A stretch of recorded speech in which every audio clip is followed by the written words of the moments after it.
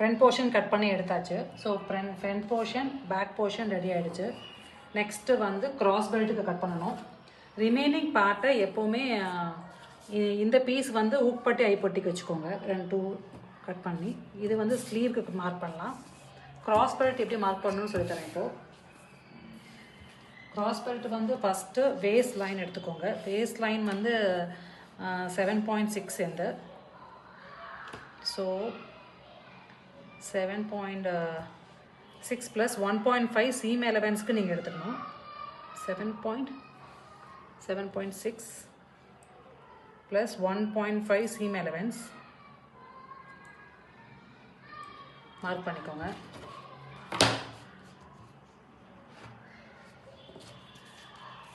Sorry 7.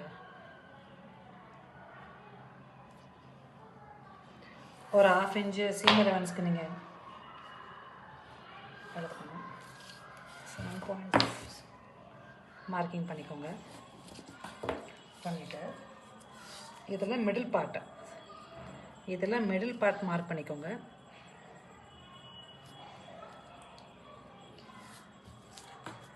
Middle part mark பண்ணிவிட்டு first line 3.5 இதெல்லாம் standard measurement.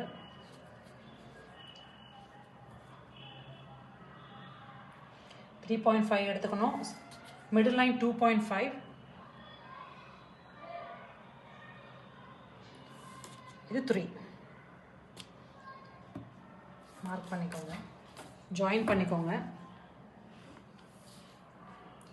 Join பண்ணிவிட்டு சீம் எலவன்ஸ்க்கு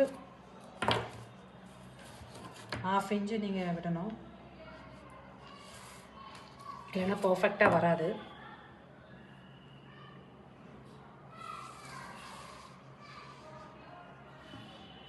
அவ்வளோதான். கிராஸ் பெல்ட்டை கட் பண்ணி எடுத்துக்கோங்க. கிராஸ் பெல்ட்டுக்கு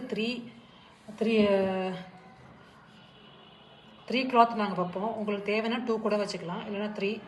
சேம் கலர் உங்களுக்கு கிடைக்கல அப்படின்னா கூட நீங்கள் வேறு கலரை வச்சு நீங்கள் மேனேஜ் பண்ணிக்கலாம்.